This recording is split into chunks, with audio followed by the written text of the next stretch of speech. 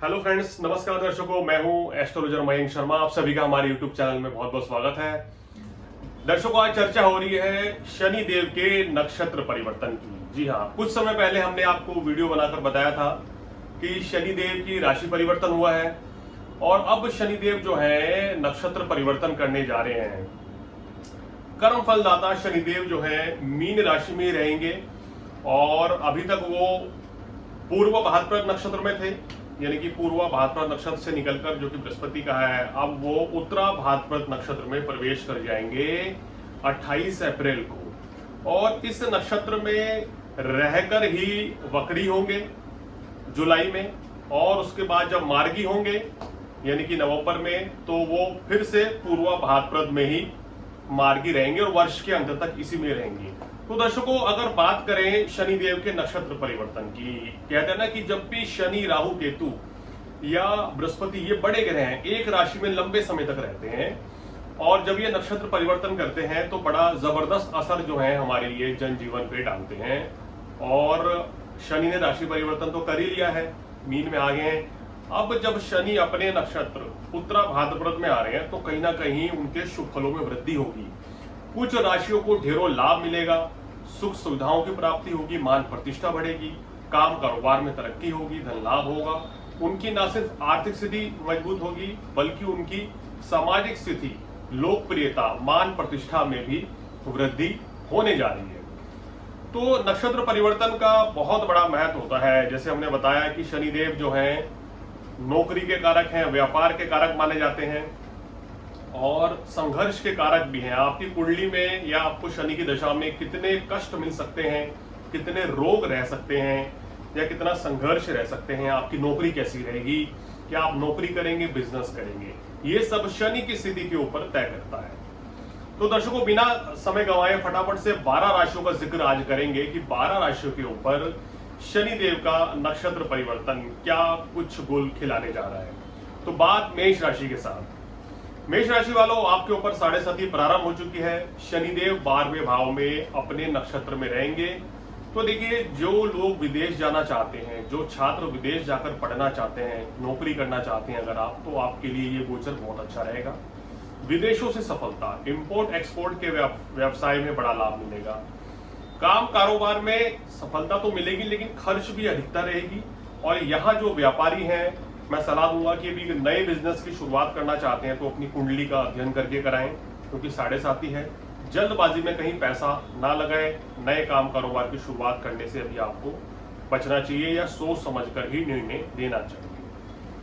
व्यवसाय, नौकरी में इस समय यहाँ आपको सामान्य लाभ होगा। आपकी राशि के स्वामी जो हैं वो मंगल हैं और शनि जो 12वें भाव में शनि के नक्षत्र में, स्वयं अपने नक्षत्र में है। तो कोई भी निर्णय सोच समझ कर लें, अपनी सेहत का ध्यान रखें, व्यर्थ के वाद विवाद से बचें। यहाँ भाग्य आपका साथ तो देगा मगर थोड़ा रुक रुक के साथ देगा, यानी कि काम सारे बनेंगे मगर थोड़ी सी अड़चनों के या रुकावटों के साथ। तो दर्शकों, अब चर्चा करते हैं वृषभ राशि की। वृषभ राशि वालों के राशि के स्वामी शुक्र हैं और शनिदेव एकादश भाव में अपने ही नक्षत्र में, तो सोने पे सुहागा हो गया ये आपके लिए।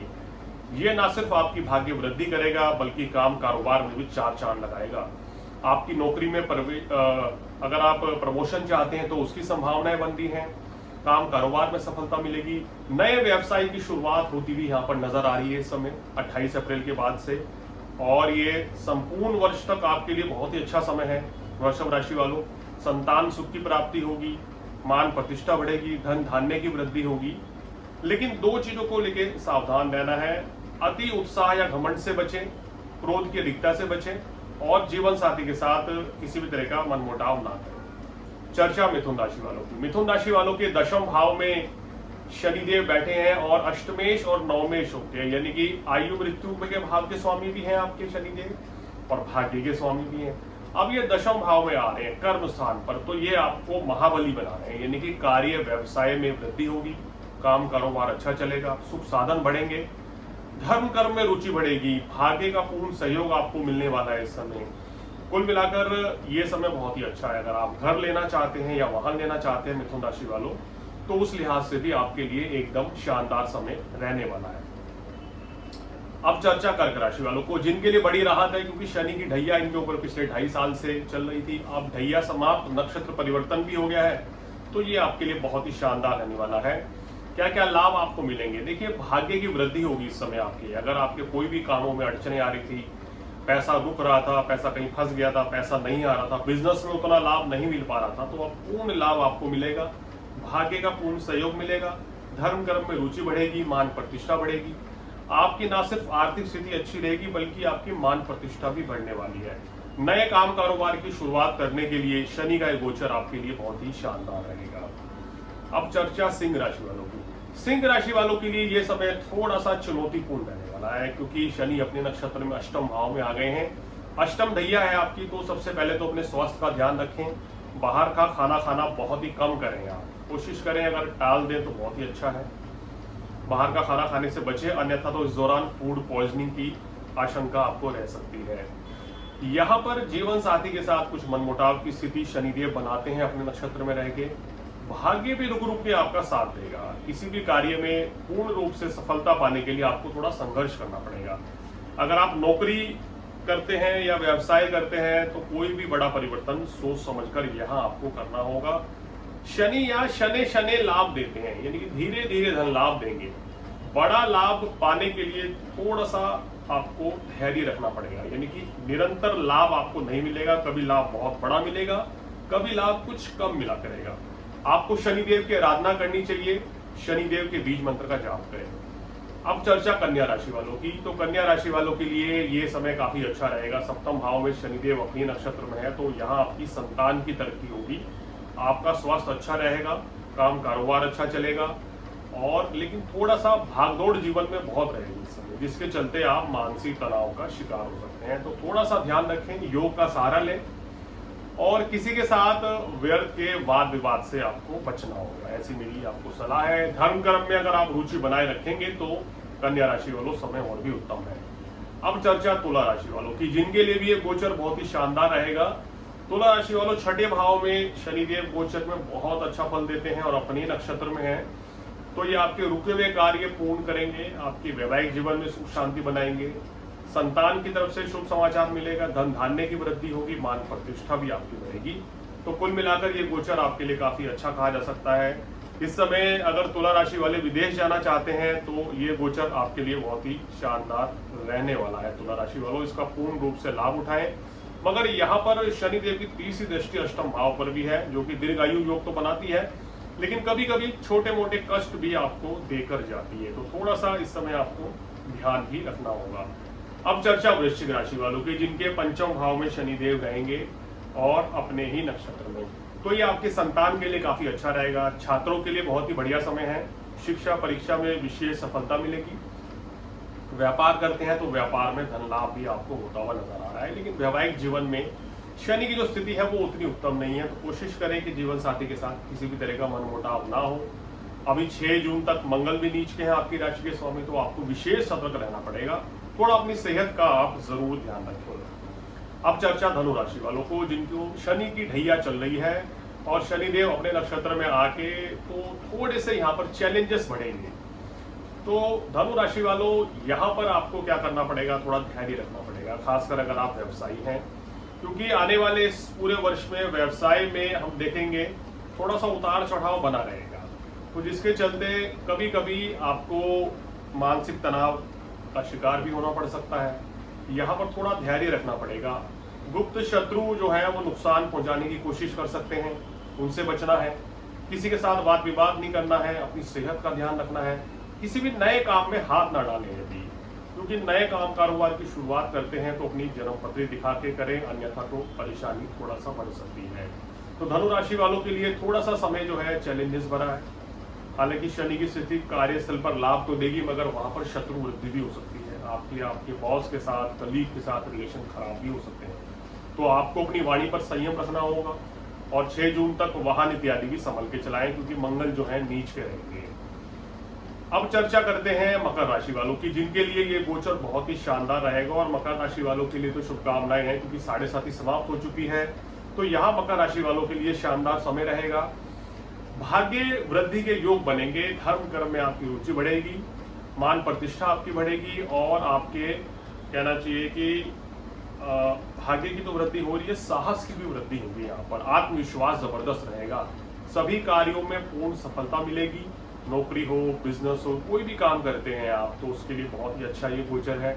नए काम कारोबार की शुरुआत करनी है तो उसमें भी आपको विशेष लाभ मिलेगा और सभी तरह की सुखों की प्राप्ति होगी, मान प्रतिष्ठा बढ़ेगी। अब आप देखेंगे आपकी जो लोकप्रियता है वो विश्व में, समाज में बहुत तेजी से बढ़ने वाली है। अब चर्चा कुंभ राशि वालों की। कुंभ राशि वालों के लिए भी ये गोचर बहुत अच्छा है। शनि देव का उत्तरा भाद्रपद नक्षत्र में आना आपके लिए बहुत ही शुभ रहने वाला है, क्योंकि इस नक्षत्र में आने से आपके लिए मान प्रतिष्ठा, धन दौलत की वृद्धि होगी, काम कारोबार में सफलता मिलेगी।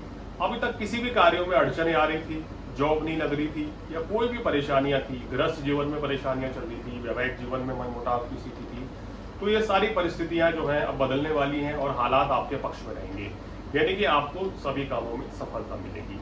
हालांकि शनि देव की जो ये अंतिम 7.5 का दौर है, तो इस दौरान वाणी पर संयम रखें, घर परिवार में मनमुटाव से बचें और थोड़ा सा सेहत का भी ध्यान रखें। लेकिन वर्तमान में ये जो स्थिति आपकी चल रही है उसके लिहाज से कह सकते हैं कि आपके लिए कोई बड़ी समस्या नहीं है। इवन आपको जो बड़ी प्रॉब्लम्स चल रही थी धीरे धीरे उनसे छुटकारा मिल जाएगा और आपके जीवन में खुशियां खुशियां रहने वाली है।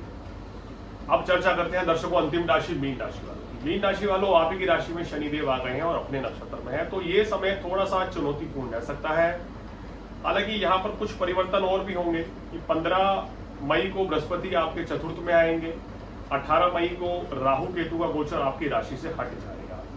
तो भ्रम की स्थिति जो आजकल बनी हुई है, मन में बहुत ज्यादा डिप्रेशन है, शनि राहु की युति के चलते मन में नकारात्मक विचार आ रहे हैं, आप बहुत ज्यादा अवसाद के शिकार हैं, बहुत ज्यादा नेगेटिविटी आ रही है या मन घबरा रहा है, चिंतित है, कोई भी शारीरिक कष्ट है, तो इससे आपको थोड़ा सा छुटकारा तो मिलेगा 18 मई के बाद। कहीं ना कहीं हालात में परिवर्तन आएगा।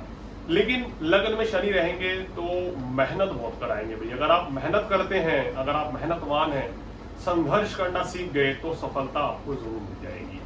लेकिन यहाँ ये भी कहें कि आपको बड़ी मेहनत करनी पड़ेगी और हर किसी क्षेत्र में, चाहे आप नौकरी करते हैं या व्यवसाय करते हैं, वहाँ आपको बहुत ही जबरदस्त जो है कंपटीशन देखने को मिल सकता है। यानी कि आप महसूस करेंगे कोई भी चीज आपको आसानी से मिलने वाली नहीं है, थोड़ा संघर्ष के साथ, मगर मिलेगी जरूर। ये ग्रह स्थिति आपकी कम से कम कहती भी नजर आ रही है। और दर्शकों, इस समय मीन राशि वालों को क्या ध्यान देना चाहिए? देखिए, इस समय अति उत्साह से बचें, नेगेटिविटी से बचें और डिप्रेशन ना आने दें। इस समय कोशिश ये करें अभी आप, खासकर आने वाले 2 महीने, यानी कि ये जो समय अभी चल रहा है, बात करें तो अप्रैल के महीने में और पूरा मई और 10 जून तक आपको थोड़ा विशेष कर अपनी सेहत का भी ध्यान रखना चाहिए और किसी भी तरह के वाद विवाद से बचना चाहिए, चाहे गृहस्थ जीवन में क्यों ना हो। और अगर आपको कोई भी परेशानी, कोई भी दिक्कत हो तो शनि के बीज मंत्र ओम शन शनिश्चराय नमः इसका जाप करें, शनि का दान करें, काले तेल, काले तिल, काले चने, सरसों का तेल का दान करें तो विशेष लाभ मिलेगा। तो दर्शकों, शनि के नक्षत्र परिवर्तन का 12 राशियों पर क्या असर होगा ये आज हमने आपको बताया। और ये भी बताते चले हैं कि ये जो राशिफल आप देख रहे हैं ये लग्न के आधारित नहीं है, ना आपके बोलते नाम के ऊपर आधारित है, ये आपकी चंद्र राशि के ऊपर आधारित है, यानी कि चंद्र लगन के ऊपर।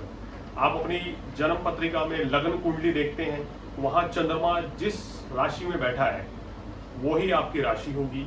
उस तरीके से आप अपनी राशि जान सकते हैं कि मेरी असली जन्म राशि चंद्र राशि क्या है। जिस राशियों पे थोड़ी सी समस्या है, जैसे मेष राशि के ऊपर कुछ समस्या रहेगी, सिंह राशि के ऊपर समस्या दिखाई दे रही है, उसके बाद बात करें तो थोड़ी सी समस्या वृश्चिक पर है, धनु राशि पर है, थोड़ी सी समस्या कुंभ राशि पर है और मीन राशि पर थोड़ी ज्यादा समस्या है। तो इन राशि वालों को शनि देव के विशेष उपाय करने चाहिए।